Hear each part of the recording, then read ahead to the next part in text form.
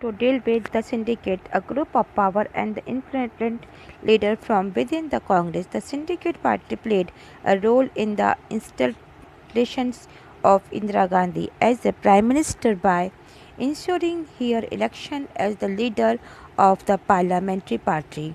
These leaders accepted Indira Gandhi to follow their advice.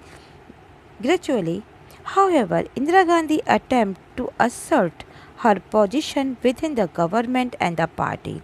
She chose her trusted group of advisors from outside the party. Slowly and carefully, she syndicate and the syndicate. She, syn- she sidelined the syndicate. Now, कि इंदिरा गांधी को असल में जो challenges था वो opposition से नहीं बल्कि खुद अपनी पार्टी के भीतर से मिला।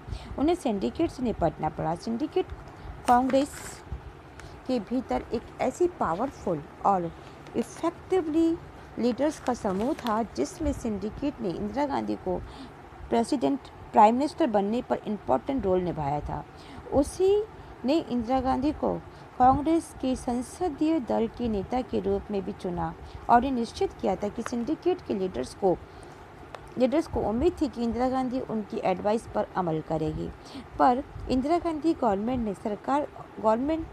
ने गवर्नमेंट और पार्टी के भीतर खुद का अपना ही मुकाम बनाना शुरू कर दिया। उन्होंने अपने एडवाइज़र को समूह में पार्टी से बाहर के लोगों को रखा और धीरे धीरे बड़ी ही सावधानी से केयरफुली उन्होंने सिंडिकेट को अलग रखे खड़ा कर दिया। Indira Gandhi thus the face two challenges. She needed to build her independence from the syndicate. She also needed to work toward regarding the ground and that the Congress had lost in the 1967 election. Indira Gandhi adopted a very bold strategy.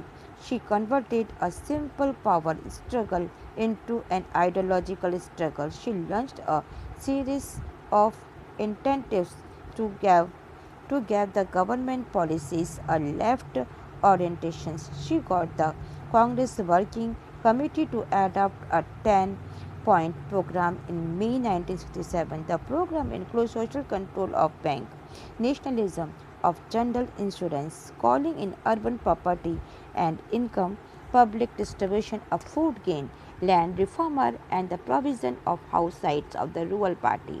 While the syndicate leader formally approved the left-wing program, they had serious reservation about the same. इसी तरह इंदिरा गांधी ने दो चुनौतियों का सामना किया।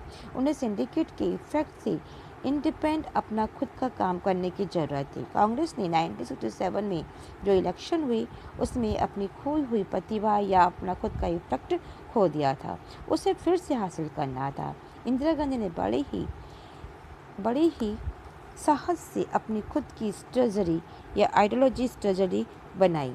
उन्होंने एक साधारण सत्ता को आइडियोलॉजी संघर्ष में बदल दिया।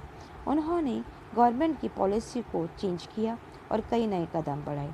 1967 मई में कांग्रेस की कार्य समिति जो उसका वर्क था उसके इफेक्ट से 10 सूत्री कार्यक्रम यानी 10 ऐसे कार्यक्रम बनाए जो एक के बाद एक उन्हें 10 पॉइंट प्रोग्राम बनाए जो कि मई 1967 के अंदर इंक्लूड किए गए थे, जिसके अंदर social control, bank, nationalism, general insurance और अपर अर्बन प्रॉपर्टी और इनकम, इन सब को साथ ही public distribution and food grains, land reformer, provision of the house sites और रूरल पुअर, इन सभी लोगों को इसके अंदर शामिल किया गया था।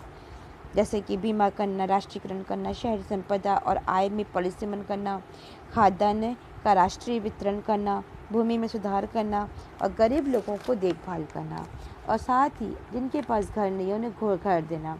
सिंडिकेट के अपने ही खुद के लीडर्स ने इसे फॉर्मेलिटी के तौर पर इस खेमे के अंदर रखा था और इस प्रोग्राम को उन्होंने स्वीकृति कर दी और उनके मन में इसको लेकर के काफ़ी कुछ they were the leader formally approved and left wing the program किया गया और they had the serious reservation about this.